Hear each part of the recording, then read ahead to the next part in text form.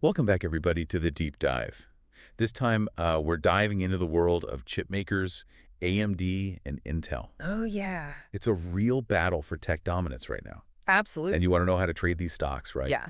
So we're going to cover possible entry points, Okay. key price levels and outlooks Mhm. for short-term, midterm, and All long-term. right. Sounds good. So first, I think we got to look at these Q3 2024 earnings reports, right? Yeah, for sure. Those are going to give us like a snapshot of where each company's at right now. Yeah.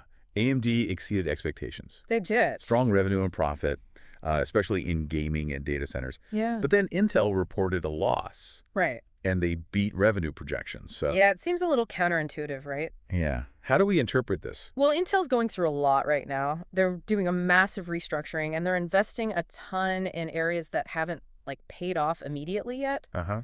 So those upfront costs, they're impacting their bottom line even though the revenue's growing.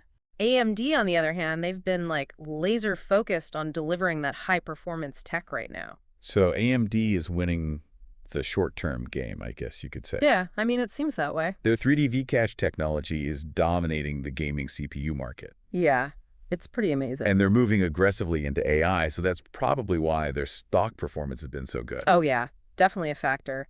I mean, that 3D V-Cache technology, it's revolutionary. They're stacking memory directly on top of the processor, Wow. which speeds up data access like crazy. Oh, wow. And gamers love that, obviously, so... Makes sense. Yeah, it's giving AMD a real edge. Okay, so key takeaway. AMD focusing on immediate performance games, and it's paying off for now. Right. But is Intel just going to roll over? No, not at all. They're fighting back. Right. They got a multi-pronged strategy going on. Okay. They're building their own foundry business. What does that mean? Basically, they're going to become a chip manufacturer for other companies. Oh, so they're not just making their own chips anymore. Exactly. It diversifies their revenue streams, and it could make them less reliant on just their own designs. That's a big gamble, though, right? Oh, huge. They're going up against giants like TSMC. Yeah. But if they can attract those big clients and run that foundry profitably, Yeah. it could be a real game changer. But it's a big if. Yeah. They're also continuing to invest heavily in technological advancements, even if they're behind AMD in gaming performance right now. Right. And don't forget the government funding with the CAGPS Act. Oh, yeah, absolutely. That's a big boost. That's got to help. Definitely fuels their R&D. Yeah. And it could help them catch up. Yeah. But it also comes with, more scrutiny and political considerations, which could affect their long-term plans. Right. So two companies with contrasting approaches. Yeah. AMD, the nimble innovator, capitalizing on immediate market needs. Intel, the giant, trying to reinvent itself, battling these financial headwinds. Right. So for someone trying to trade these stocks, I guess you have to figure out which strategy is more likely to succeed in your time frame. Exactly. And to kind of get a sense of how the market views these companies, we can look at analyst sentiment. Yeah. Right now, analysts are more bullish on AMD. They're giving it a moderate buy rating compared to Intel's reduced rating. That makes sense. AMD has all this momentum. It's hard to ignore. Right.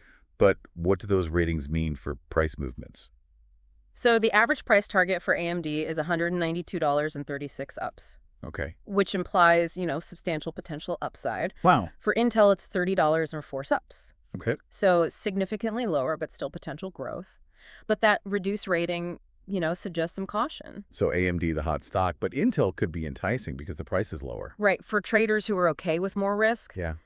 But before you jump in and make any decisions, remember, it's too early to say who's going to win this whole thing. Right. The semiconductor market, it's volatile, it's affected by the economy, and technology changes so fast. And don't forget about geopolitics. Oh, yeah, for sure. Global recession, trade tensions that could really affect the whole industry. Absolutely. You got to consider all those external factors along with the risks each company has.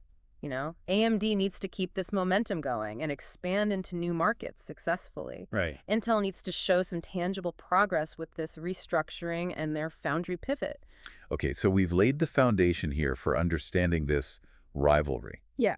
But before we get into specific entry points and trading strategies, we need to understand the key factors that could influence these stocks in the short, mid, and long term. Exactly. So we'll dive into those in the next part of our deep dive. Stay tuned.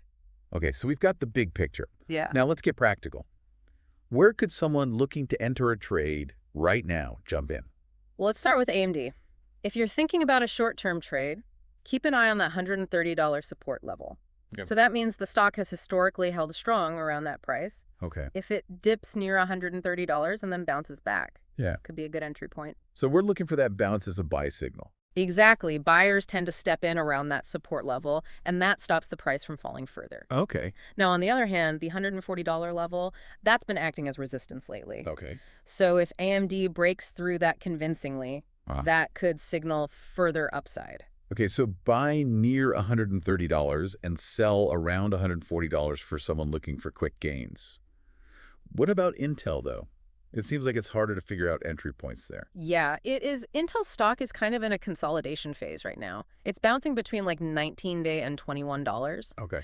So for a short-term trade, it might be best to just wait for a clear breakout from that range. So patience is key with Intel. We're not just jumping in because it seems cheap. Right, exactly. Chasing a stock just because the price is low, that can be risky. Yeah. Wait for a clear signal before you enter a trade. Okay, that's short term. What about midterm outlook? What price levels should we be watching for both of these stocks? All right, so for AMD, the $150 level, that's a key psychological barrier. Okay. Breaking above that convincingly. That could trigger a big move toward that $192 price target we talked about earlier. Right. Conversely, if it drops below $120, that might indicate, a shift in momentum to the downside. So $150 is crucial for AMD. Break above, potentially big gains, fall below a possible warning sign. Right. What about Intel? Are there any key levels there that could signal a turning point in their turnaround strategy? Yeah, for Intel, keep an eye on that $25 level. That's a big resistance point. Okay. If they can show some real progress with that foundry business and those technological advancements, breaking above $25 could signal that there's renewed confidence in their future. So we've got our key levels for short-term and midterm. Now let's zoom out to the long-term outlook. What should investors who are in it for the long haul be focusing on? Okay, so in the long term, both companies, they could deliver some serious returns. But remember, this is a marathon, not a sprint. Right. Volatility is going to happen. For AMD, continued dominance in those gaming CPUs and successful expansion into AI, those are going to be the key drivers of long-term growth. Makes sense. If they can achieve that hitting and even surpassing that $192 price target is definitely possible. Okay. And what about Intel? Can this sleeping giant awaken and reclaim its former glory? Well, Intel's long-term success depends on that foundry business. Right. And their ability to, regain a technological edge, especially in areas like AI and high-performance computing. Yeah. If they can deliver on those fronts, a return to their previous highs, even surpassing them, it's not out of the question. So we've got potential entry points, key price levels to watch, and what to focus on for different trading timeframes. Right. But remember, these are just potential scenarios, not guarantees. Yeah, the market's full of surprises. Nobody has a crystal ball. Right. These insights are just tools to help you, the listener, develop your own trading strategies and manage risk. Right. Do your research, understand your risk tolerance, and think about what aligns best with your investment goals. Okay, so we'll explore some additional factors in the final part of our deep dive. Stay tuned. So we've talked about earnings and market trends and potential entry points and even those key price levels to watch. But before you jump in and make any trades, there's, more to think about. Yeah, definitely. Numbers don't always tell the whole story. Right. You got to factor in things that aren't always in those financial reports, like geopolitical risks or potential supply chain problems and even, government regulations. They're always changing. Yeah, it's easy to get excited about a trade and forget about all that stuff. Oh, yeah, for sure. I mean, think about that global chip shortage a few years ago. Oh, yeah? That affected way more than just tech. Right. It showed just how connected and fragile these global supply chains can be. And remember how Intel's getting that government funding for the CHIPS Act? Right. That's a big deal. It could give them a real edge, but it also comes with, potential political consequences. Exactly. These are all things you got to weigh carefully alongside, your financial analysis. Right. It's not just about the numbers. It's about the whole picture. And what about competition? It's not just AMD versus Intel. Oh, yeah. Good point. Companies like Nvidia, Qualcomm, even Apple. Yeah. They're all making moves in the chip industry. So the competition's always changing. Always. Right. It adds another layer of, complexity to everything. Right, because a breakthrough from someone else could really affect both AMD and Intel. Absolutely. So hopefully this deep dive has given you some good insights into the chip market and how to think about trading these stocks. Yeah, for sure. And remember, knowledge is power. The more you know about all the details of this market, the better decisions you'll make. Right. And don't be afraid to, challenge what you hear even for those Wall Street analysts. Yeah, do your own research. Yeah. Make your own strategy and make sure it fits with, your risk tolerance and your investment goals. Because investing, it's a journey. It is. There's going to be wins and losses. Yeah, the key is to learn from both. Exactly. Learn from every experience and keep getting better. This battle between AMD and Intel, it's really just one part of this whole story of technological innovation. Right? And the exciting part is what comes next. Exactly. AI, quantum computing, new materials. You know- This stuff could change everything, not just the chip industry, but the whole world. So keep learning, keep exploring, Yeah. and maybe you'll be the one to discover the next big thing. You never know. Thanks for joining us on The Deep Dive. We'll see you next time.